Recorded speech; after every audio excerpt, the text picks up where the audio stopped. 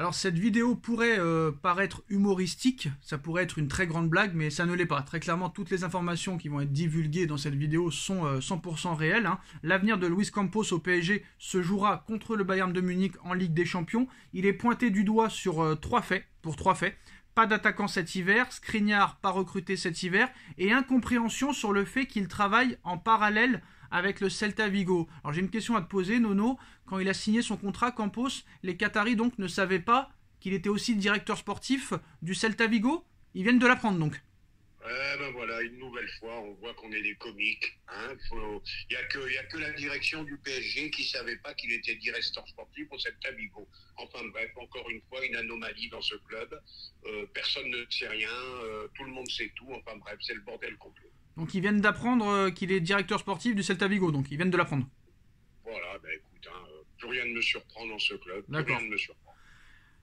Donc voilà, c'est pas marrant, faut pas rigoler. Alors QSI est pleinement focalisé sur le Paris Saint-Germain apparemment, et ne formulera donc pas d'offre pour racheter Manchester United. Si le Qatar venait à faire une offre pour le club anglais ou un autre, l'offre pourrait émaner de Qatar Investissement Authority, donc autrement appelé QIA. Donc ce serait une autre organisation, on va dire, mais ce sera quand même sous la houlette du prince qatari, quoi qu'il en soit. La Super League est de retour, Nono. Le Real, le Barça et la Juve ont contacté plus de 50 clubs pour créer le tournoi. Nouvelle version, plusieurs divisions, 60 à 80 équipes. Pas de membres permanents, chaque club jouera au moins 14 matchs par saison. C'est le retour de la Super League, Nono. La Super League, encore une connerie, voilà. Real de Madrid, le Real de Madrid, je sais pas pourquoi il veut cette Super League. La Juve, elle est même pas sûre déjà de rester en Serie A. Voilà. Encore un poisson dans l'eau, ça se fera pas. Et puis voilà, point final. Ah, tu comprends pas pourquoi le Real, la Juve et le Barça veulent aller là-bas? Bah c'est simple, c'est pour l'argent, très clairement.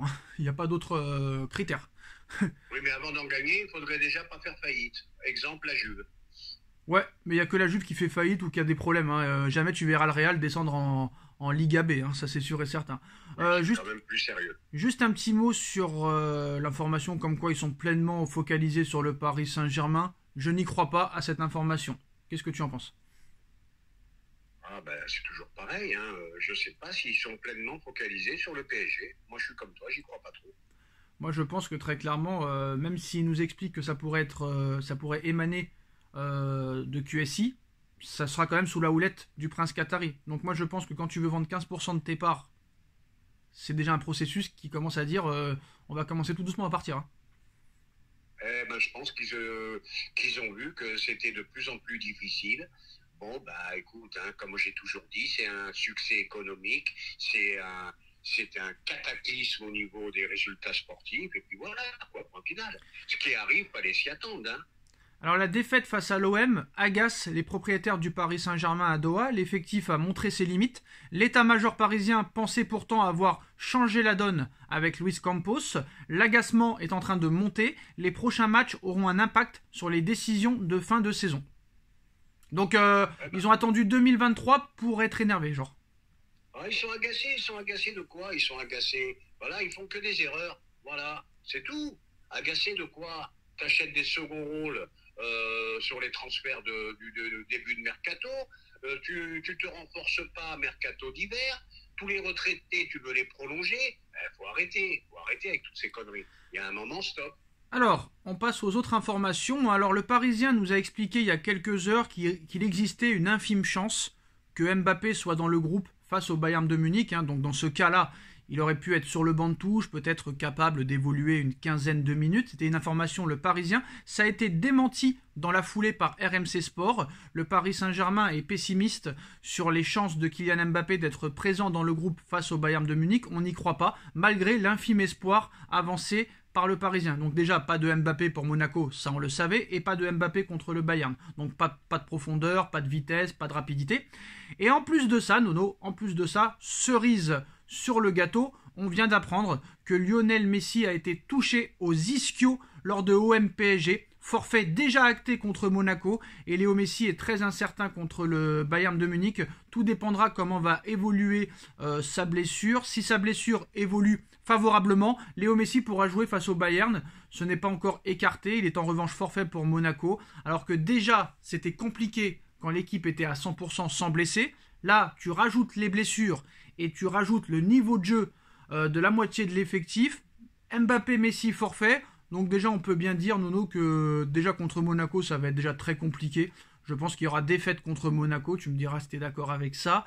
Et si Messi n'est pas disponible pour le Bayern, alors là, très clairement, je crois dur comme fer à la, je sais pas comment on dit en espagnol, ridicule, mais là, ça va être plus que ridicule et vraiment, j'ai peur de ce qui va se passer.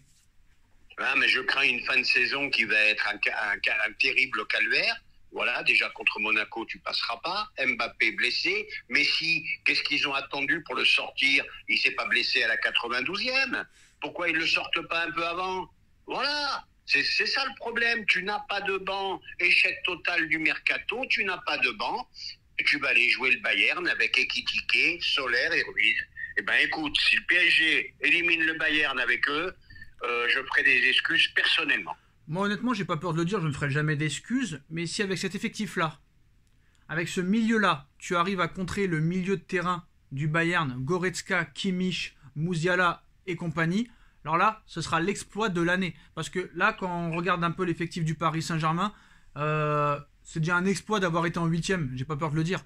T'as été battu contre Lens, t'as été battu contre Rennes, t'as été battu contre Marseille, t'as fait 2 matchs nuls contre le Benfica. Contre toutes les grosses équipes, t'as fait nul ou t'as perdu. Contre Monaco, à l'aller, un partout. Alors déjà, honnêtement, Nono, dans un premier temps, très rapidement, comment tu vois le match de samedi, 17h, sachant que Mbappé, Messi n'est pas là, le Neymar est transparent, il n'y a pas de milieu de terrain, et peut-être que certains joueurs ne joueront pas, vu qu'il les préservera pour mardi, vu que t'as 8 points d'avance en Ligue 1. Ah, mais moi, je suis d'un pessimisme total. Contre Monaco, ben, je vois une défaite, hein, malheureusement. Et je vois pas comment ils peuvent s'en sortir contre le Bayern. Je vois pas. Alors Je vois pas. En plus, si Messi ne joue pas, bon bah ça complique les choses. Et puis voilà. Et puis t'as 2 joueurs blessés, t'as personne. Bah Nono, c'est. Voilà, y a pas de banc. Pas s'étonner finalement. Bah oui. Il y a personne qui peut les remplacer. Et voilà, moi je vois ce que fait Guardiola à City. Quand De Bruyne ne joue pas, il y en a un autre qui est là. Voilà, à Paris, t'as un absent, c'est fini, c'est mort. Voilà, c'est tout.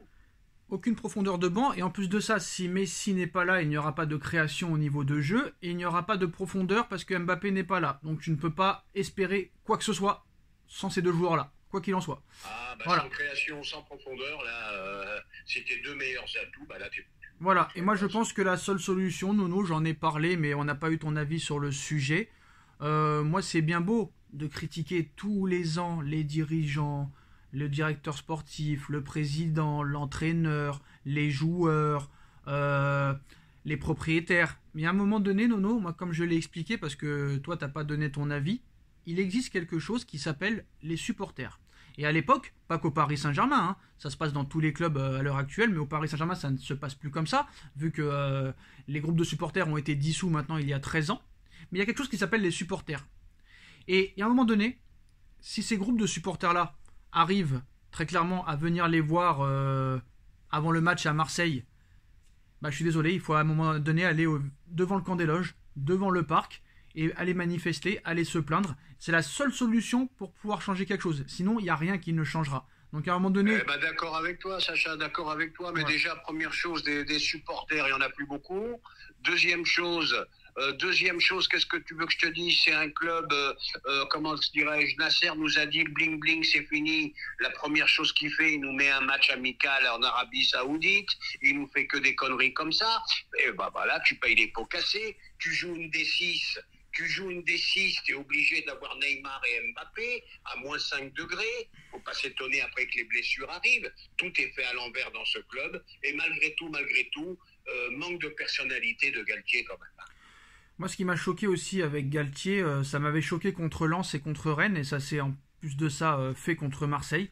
Bah, le gars ne fait jamais de mise au vert, c'est-à-dire qu'il fait les déplacements le jour même du match, alors que normalement des clubs professionnels font le déplacement la veille, font une mise au vert et après se préparent le mieux possible pour le match.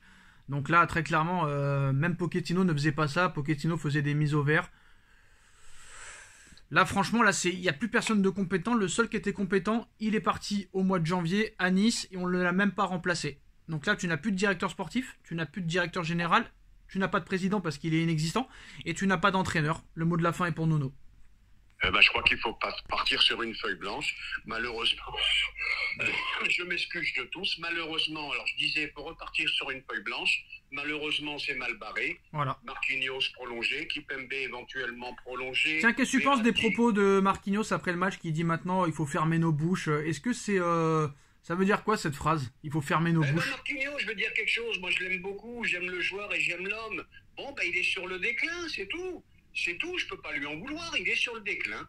C'est un déclin qui arrive très tôt, il a subi toutes les remontadas, etc., etc. Mais qu'est-ce qu'on fait au PSG? On prolonge, voilà. On prolonge. Kipembe va pas jouer de l'année, 1 an sans jouer. Qu'est-ce qu'on va faire? On va prolonger. Verratti, on prolonge. Draxler revient, Kurzawa revient. Mais le bordel que ça va être l'été prochain, faudra m'expliquer là, hein. Et ben voilà les postos, c'est la fin de cette vidéo. Dites-moi en commentaire ce que vous en pensez. On like, on partage, on commente, on s'abonne. On se retrouve très vite pour une nouvelle vidéo. Salut Nono, salut à tous. Tchuss. Salut Sacha, tchuss.